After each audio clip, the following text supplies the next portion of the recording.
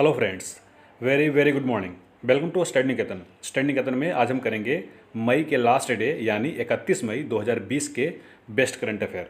चूँकि आज संडे भी है और मई का लास्ट डे भी है, तो मई के लास्ट डे होने के नाते आप मई के पूरा वीडियो रिवीजन करेंगे और संडे है तो पूरा सप्ताह का भी। बीते दिनों विश्व पाचन स्वास्थ्य दिवस यानी वर्ल्ड डाइजेस्टिव हेल्थ डे के रूप में कब मनाया गया है? तो ये हर साल 29 मई को मनाया जाता है जी, वर्ल्ड डाइजेस्टिव हेल्थ डे। ठीक है, इसका उद्देश्य पाचन संबंधी रोग और विकार के विषय में जन जागरूकता बढ़ाना है जी। इसे प्रत्येक वर्ष वर्ल्ड गैस्ट्रोलॉजी ऑर्गेनाइजेशन द्वारा WGO फाउंडेशन के सहयोग से मनाया जाता है। वर्ल्ड डाइजेस्टिव हेल्थ डे 2020 के अभियान का विषय है gut microbiome a global perspective है जी। ठीक है, तो आप इसका थीम यानी विषय याद रखेंगे। अब मैं बताता हूँ WGO के बारे में यानी वर्ल्ड गैस्ट्रोनोलॉजी ऑर्गेनाइजेशन के बारे में। इसका हेडक्वार्टर USA में है, विस्कॉन्सिन में, और इसका फाउंडेशन 1958 में किया गया था जी। तो आप इस इंस्टीट्यूट का नाम भी याद रखेंगे और हेडक्वार्टर भी। बीते दिनों 28 मई को किस स्वतंत्रता सेनानी की जन्म वर्षगांठ के रूप में मनाया गया है? तो आप इनका फोटो देख के बता सकते हैं। ये हैं विनायक दामोदर सावरकर। ठीक है, इनको वीर BD सावरकर भी बोलते हैं, वीर विनायक दामोदर सावरकर। चलिए मैं इनके बारे में बताता हूँ। मैंने लास्ट ईयर भी बताया था, वहीं से मैंने ये स्लाइड उठाया है। इनका जन्म हुआ था 28 मई 1883 को, यानी कि ये जवाहरलाल नेहरू से बड़े थे, को महाराष्ट्र में नासिक में हुआ था जी। वे एक स्वतंत्रता सेनानी थे। उन्होंने 1857 की क्रांति को स्वतंत्रता का प्रथम युद्ध कहा था। उन्होंने पुणे में अभिनव भारत सोसाइटी की गठन की थी। लंदन में उन्होंने फ्री इंडिया सोसाइटी का गठन किया था। तो दोनों याद रखेंगे आप, है ना, भारत में और लंदन में। विनायक दामोदर सावरकर ने जोसेफ मैजिनी जीवन कथा व राजनीति नामक पुस्तक लिखी। उन्होंने 1857 की क्रांति पर the Indian war of independence नामक पुस्तक का प्रकाशन किया था। इसके अलावा उन्होंने रत्नागिरी में कैद के दौरान हिंदुत्व हु इज़ हिंदू नामक पुस्तक भी लिखी थी।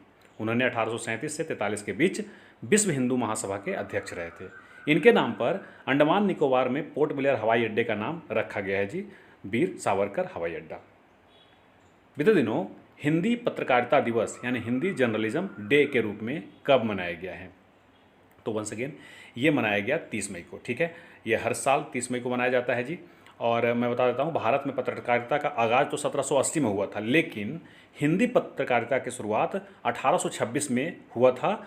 और जो पहला समाचार पत्र था उसका नाम था उदंड मार्तंड, जिसके संपादक थे पंडित जुगल किशोर शुक्ल। कई एग्जाम में आ चुका है, तो आप डेट याद रखिएगा, 30 मई 1826।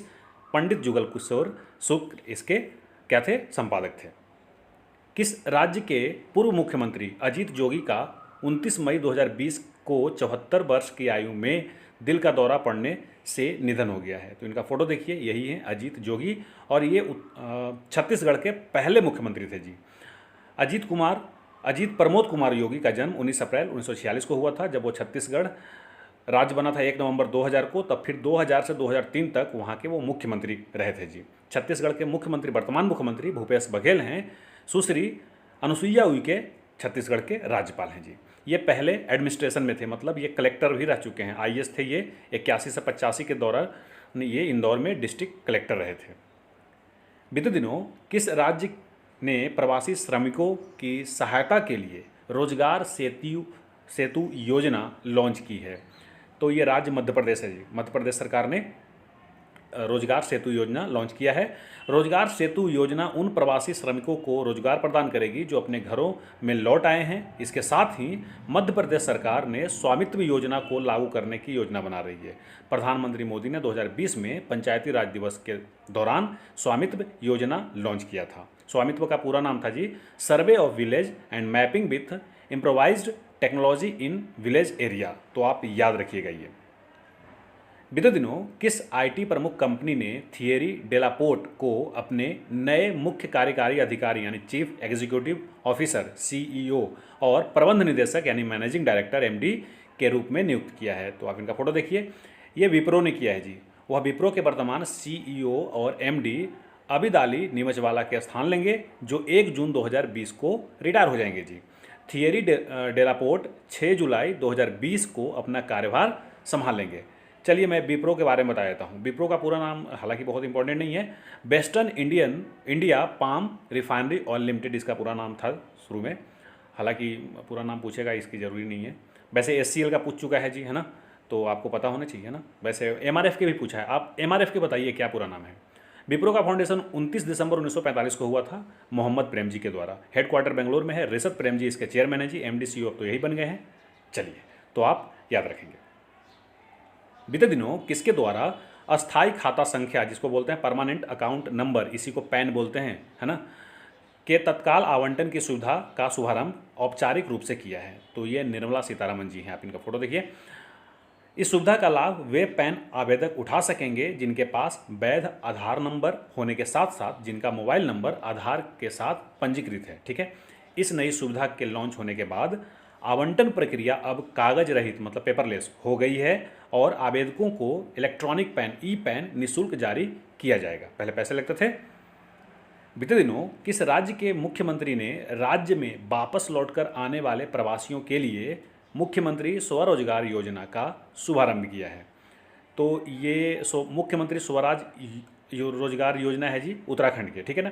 इस परियोजना का उद्देश्य युवाओं को स्वरोजगार के अवसर प्रदान करना, रिवर्स माइग्रेशन को बढ़ावा देना, विशेषकर उत्तराखंड लौटने वाले उद्यमी और कुशल और अकुशल कारीगरों, हस्तशिल्पियों और बेरोजगार युवाओं को अपना व्यवसाय शुरू करने के लिए प्रोत्साहित करना है जी। उत्तराखंड के बारे में बताऊंगा मैं। उत्तराखंड के पहले नेशनल पार्क देख लीजिए। Valley of flower national park, फूलों की घाटी जिसको बोलते हैं, Raja ji national park, Nanda Devi national park, Jim Corbett national park, India का पहला नेशनल पार्क, गोविंद पशु विहार नेशनल पार्क और गंगोत्री नेशनल पार्क। उत्तराखंड के गठन जो हुआ था उत्तर प्रदेश से अलग होकर के 9 नवंबर 2000 को हुआ था। उसकी राजधानी देहरादून है। बेबी रानी मौर्य उत्तराखंड के राज्यपाल हैं। त्रिवेंद्र सिंह रावत जिन्होंने ये योजना शुरू किया, यहाँ के मुख्यमंत्री हैं। बीते दिनों युवा कार्य एवं खेल मंत्रालय ने भारतीय रेल प्राधिकरण यानी स्पोर्ट्स अथॉरिटी ऑफ इंडिया के महानिदेशक संदीप प्रधान का कार्यकाल कितने साल बढ़ाने का फैसला किया है? तो इन्होंने 2 साल का एक्सटेंशन दिया है जी, कार्यकाल विस्तार। ये विस्तार कार्यकाल 6 जून 2020 से लागू होगा, यानी अगले साल 2022 तक चलेगा ना, 2 साल। भारतीय खेल प्राधिकरण का मुख्यालय है दिल्ली में और नई दिल्ली में। भारतीय खेल प्राधिकरण की स्थापना 25 जनवरी 1984 को हुआ था। तो आप याद रखेंगे, स्पोर्ट्स अथॉरिटी ऑफ इंडिया। बीते दिनों किस देश ने ब्रिक्स के टैक्स प्राधिकारियों के प्रमुखों की बैठक की मेजबानी की है? तो ये देश रसिया है जी। ठीक है ना। ब्रिक्स के आप जानते हैं 5 देश हैं जी, ब्राज़ील, रूस, भारत, चीन और दक्षिण अफ्रीका देशों के संगठन ब्रिक्स के टैक्स प्राधिकारियों के प्रमुख की बैठक का आयोजन 29 मई को किया गया, जिसकी मेजबानी फेडरल टैक्स सर्विस ऑफ रूस द्वारा की गई थी। इसका आयोजन बैठक मॉस्को में किया जाना था, लेकिन कोविड-19 के मद्देनज़र इसे वीडियो कॉन्फ्रेंस के माध्यम से आयोजित किया गया जी। वित्त सचिव अजय भूषण पांडे ने इस बैठक में भारत का प्रतिनिधित्व किया है। तो आप याद रखेंगे, रिवीजन भी हो गया आपको। वित्त सचिव कौन है भारत के? अजय भूषण पांडे। ठीक है। ब्रिक्स के अध्यक्ष कौन है जी? केवी कामत, और संघाई में इसका हेडक्वार्टर है। बीते दिनों वेंकट रमनी सुमंत्रन को किस एयरलाइन कंपनी का स्वतंत्र निदेशक नियुक्त किया गया है? तो इनको इंडिगो एयरलाइंस के स्वतंत्र निदेशक नियुक्त किया गया है जी। वह वर्तमान में चेन्नई स्थित सेलेरिस टेक्नोलॉजीज के अध्यक्ष और प्रबंध निदेशक के रूप में कार्यरत हैं, CMD। उनकी नियुक्ति अगले 5 साल के लिए की गई है। तो आप याद रखेंगे। ठीक है ना। ये पहले कहाँ थे, अब ये आ गए हैं इंडिगो में। अब मैं आपको इंडिगो के बारे में बताता हूँ। इंडिगो का फाउंडेशन 2005 में हुआ था, लेकिन ऑपरेशन शुरू हो गया था 2006 में, 1 साल बाद। ठीक है, 4 अगस्त 2006 को। हेडक्वार्टर इसका गुरुग्राम हरियाणा में है। को फाउंडर राकेश गंगवाल और राहुल भाटिया हैं। चेयरमैन मलेवितिल और दामोदरन हैं। ठीक है जी। और CEO रोनोजोय दत्ता हैं। बीते दिनों किस राज्य में स्थित नेवल बेस INS कलिंग में मिसाइल पार्क अग्निप्रस्थ की आधारशिला रखी गई है? तो ये आंध्र प्रदेश के विशाखापत्तनम में है जी। ठीक है ना।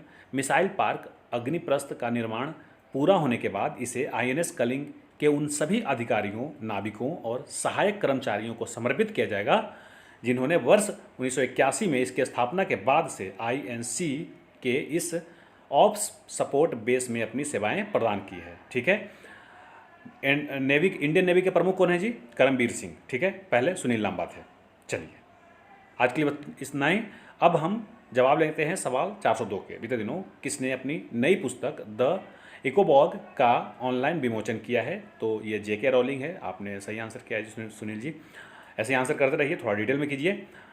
और मैंने आपसे ये भी कहा था, जैसे रघुराम जी राजन ने एक किताब लिखा था, ठीक है, I do what I do, और वैसे ही पीवी सिंधु के ऊपर एक किताब लिखा गया है, और वो जो लिखे हैं वो एक क्या है, कमेंटेटर हैं जी, वो एक्चुअली जर्नलिस्ट हैं, स्पोर्ट्स जर्नलिस्ट, ठीक है। नोआमी ओसाका के बारे में मैं बता चुका हूँ आपको। बीते दिनों किस देश के मार्कोस ट्रायोजो को न्यू डेवलपमेंट बैंक एनडीबी का अगला अध्यक्ष चुना गया है? तो आप मुझे बताइए इसका आंसर। मुझे न्यू डेवलपमेंट बैंक के बारे में बताइए, ठीक है। इनसे पहले कौन थे ये भी बताइए। अब मुझे दीजिए इजाज़त। नमस्कार।